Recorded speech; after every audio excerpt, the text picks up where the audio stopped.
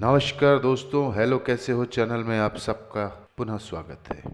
जैसा कि आपको एपिसोड के टाइटल से ही पता चल गया होगा, 3 तत्वों से बनी नारी, कुंती, द्रौपदी और गांधारी। नारी जिसके अनेक रूप, अनेक स्वरूप, अनेक वजूद, पर उन सबसे पहले वो खुद क्या है, उसके अंतर मन के भीतर सुलगते उस लावे का वो सच जो दिखता कुछ और है, होता कुछ और है।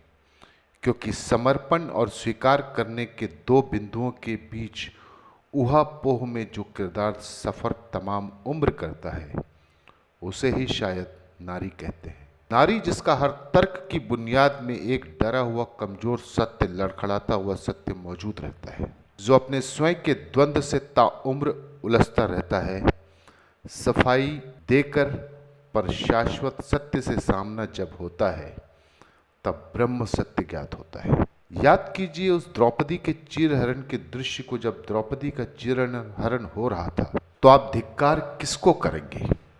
दुशासन की दुचेष्टा पर, या कि कुरुकुल के वृद्ध पुरुषों की कायरता पर?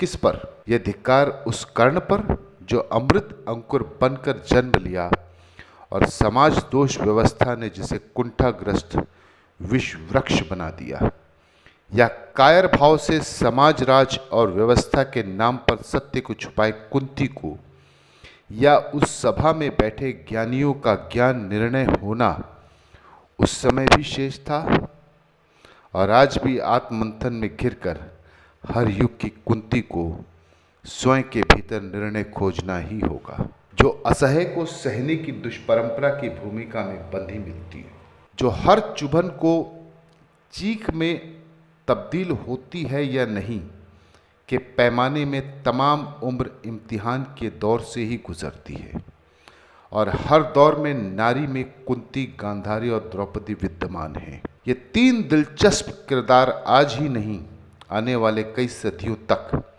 हर नारी के भीतर सुलगते कौतूहल, बेबसी, लाचारी और मजबूरी के तौर पर मौजूद थे, हैं और रहेंगे।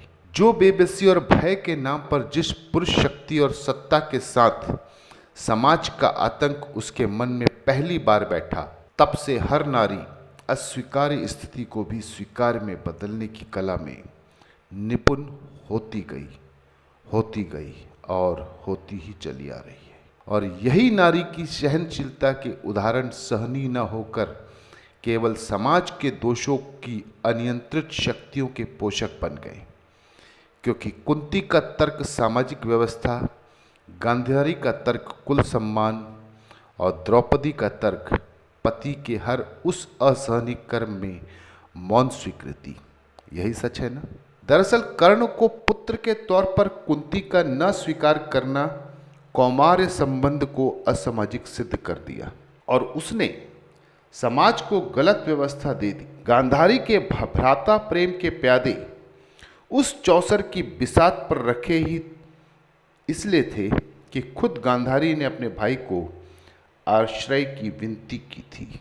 द्रौपदी का विरोध उस दिन से ही उसने कर दिया होता जब कुंती ने उसे भोग साधन की विषय वस्तु समझकर बगैर देखे 5 पांडव पुत्रों में बराबर बांट दिया था। दरअसल ये समाज जिसने भूल को क्षमा करने की परंपरा अगर कायम सदियों पूर्व कर दी होती तो इतिहास इतना दुष्कर और निर्मम नहीं होता। हालांकि कुंती के समक्ष अपने इस निर्मम सत्य को उजागर कैसे और कब करते हैं, इसके लिए श्रेष्ठ उदाहरण खुद सत्यवती थी, जो कि पहले मत्स्य गंधा के नाम से जानी जाती थी, जो ऋषि पराशर को नदी पार कराते समय पराशर ऋषि के उसके सौंदर्य के प्रति रीझने से, उनके संसर्ग से कृष्ण देवपायन को जन्म देती है, जो आगे चलकर वेदों को 4 हिस्सों में विभाजित करके यथेष्ट नामकरण करता है, जिन्हें हम वेद व्यास के नाम से जानते हैं। पितामह भीष्म के ही रक्तांश थे, जिन्हें खुद सत्यवती भीष्म के कहने में बुलाकर चित्रांगद और विचित्र वीर की विधवाओं से पुत्रोत्पत्ति का अनुरोध करती है। दरअसल बात क्या है, हमेशा से फर्क ये रहा है आवाहन और निर्वहन में। यहाँ कुंती ने सूर्य को आवाहन किया था प्रति सूर्य के लिए, पर सत्यवती ने निर्वहन। बस यही बारीक सा अंतर जीवन भर हर स्त्री की जिंदगी से जुड़ा रहता है, क्योंकि समाज, सत्ता, सत्य, निर्वहन का साथ देता है और आवाहन को हे दृष्टि का सामना करना ही पड़ता है।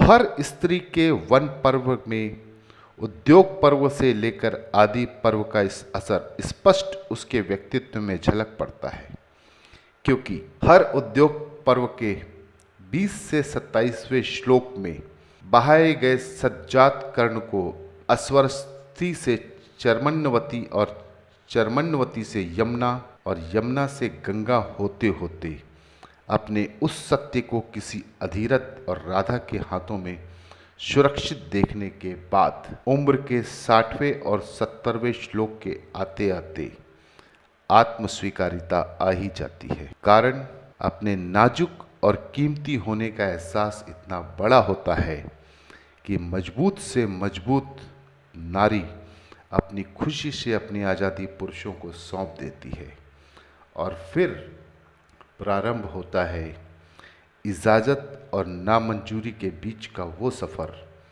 जिसकी आधारशिला खुद उसने रखी पुरुषों के चरणों में एक अविरल बहती नदी की भांति, जो महाभारत से चलती हुई आज तक चली आ रही है। पर नारी आज भी उस कोमल निर्मल गंगा की तरह पुरुष समाज के पाप धोते धोते मैली होती जा रही है, होती जा रही है और होती जा रही है। नमस्कार।